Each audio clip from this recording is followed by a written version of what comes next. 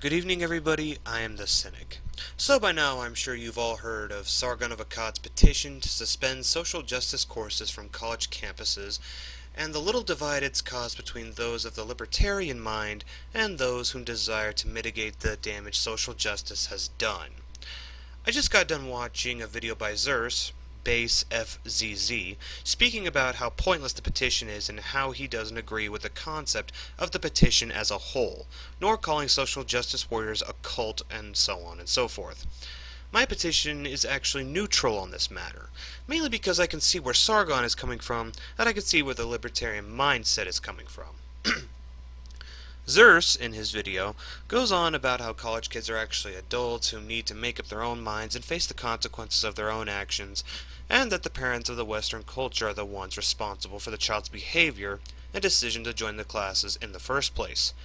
To this, I have to concede the point that those who buy into the whole social justice thing are conditioned this way by society to remove individual thought and are angsty kids just looking to rage against, something.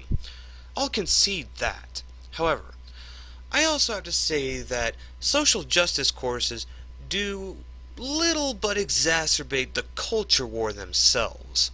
Honestly, I'd say that inflating these toxic ideals are the prime directive of these misguided at best and hateful at worst students. Also, those college kids, they're already here. Looking at the parents isn't really a viable thing to do right now, aside from pointing the finger. Yeah, the parents are partially responsible, but looking at them now is pointless. Zers declares Sargon's petition and rhetoric in calling social justice warriors a cult as inflammatory and reaffirming their position as an oppressed and marginalized peoples, thereby only feeding into their victim mentality. Well, the thing about that is, no matter what anyone does, these people will always find something to feed into their victim narrative. SJWs will always find something to make themselves feel marginalized and something to fight against.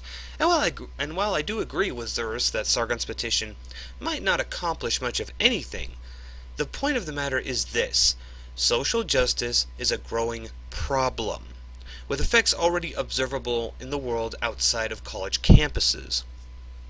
What these people do doesn't end at college. Hell, it might not even just begin there anymore. What with some believing social justice education should start in middle school and go through high school and then college. Now, I know many libertarians may think that I'm doing an about-face by allowing censorship, I'm not a real libertarian, blah blah blah.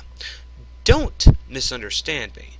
I have no hopes of seeing this society return from its self-destructive behaviors, nor do I personally care to use force of violence via government to force these behaviors to change. But, if you want to see substantial change made in the right direction, it would be in the better interests of society to remove toxic ideologies that perpetuate its destruction. I often go on about the lack of effort for substantial change made in the West. Well, I'm going to side with Teal Deer here and say that while the petition itself may not be the solution needed, it is a good starting point. And don't get me wrong, I don't consider this petition in and of itself to be an act of substantial change by people in the U.S. and Britain and Europe and the United States and all that stuff. I don't consider that substantial effort, but I do consider it a step in the right direction. Now, I'm not all that big on censorship, but I'm also a rational and realistic person. These social justice people, they're nothing. Not in and of themselves anyways. Most won't go on to own businesses or make achievements or do much of anything. What threat is some college punk to people outside of earshot of their bitching and whining? Now, it's whom they influence that's the problem. Media, business owners, public officials in office, public school teachers, neighbors, friends, etc., etc. These are the people whom affect us. These are the people who buy into this nonsense and try to apply it via firing people for quote-unquote misogynistic or racist words, holding on to racial sensationalism in the news, and the anger that's aroused whenever difference is construed as any kind of ism, be it sexism, racism, etc., etc. Zers does make a point when he says that SJWs thrive on emotion and the appeals to emotion. We as humans are emotional creatures, after all. Psychologists have been studying groupthink and mob mentality for years, and any one of them will tell you that emotion appeals to the crowd much better than logic does. And what better emotional appeal is there than the perpetually oppressed and downtrodden? The mental gymnastics they use for this perpetual victimhood revolve around exploiting the guilt and lack of in-depth knowledge that the average Joe and Jane has when confronted with these appeals. I'd like to see a few studies done on how many people in the West actually drink the social justice Kool-Aid versus those whom just don't speak out due to the bystander effect and knowledge that if they do speak out they may get lambasted for it. But that's for someone else to figure out. The point is that the anti-feminism / anti-SJW coalition isn't about stopping the SJW advocates themselves, or it shouldn't be, but to mitigate their influence. They can whine all day and night. Most of us don't really give a shit if they die of a hunger strike, or run home with their proverbial tails between their legs because somebody triggered them and ruined their safe space. These people are a lost cause as far as I'm concerned. What most people should be concerned with is the people they influence. And if you can rip that influence away by exposing these delusional morons for what they are, then the threat these people pose will no longer be as big as it is. Which is the point. Social justice is a threat. A threat that brings about division.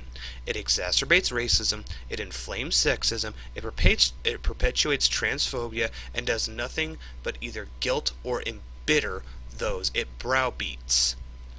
Now, to close this video off, I want to reiterate one thing. I have no hope for the Western world. It's a lost cause as far as I'm honestly concerned. However, speaking from a pragmatic, rational, and realistic standpoint, removing one of the biggest breeding grounds for one of the biggest problems in this society is, I would say, one of the best first moves that could be made for saving it. Sargon explicitly said that the petition was to the colleges themselves, and not an appeal to government force. However, whatever gets the job done at this point is something I would advise for those whom wish to stop the social justice ilk from spreading any further than it already has. But ultimately, it will need to be the will of the masses and the majority against social justice before anything substantial will occur. That's just my 2 cents on the matter. I am the Cynic, everybody. Have a nice day.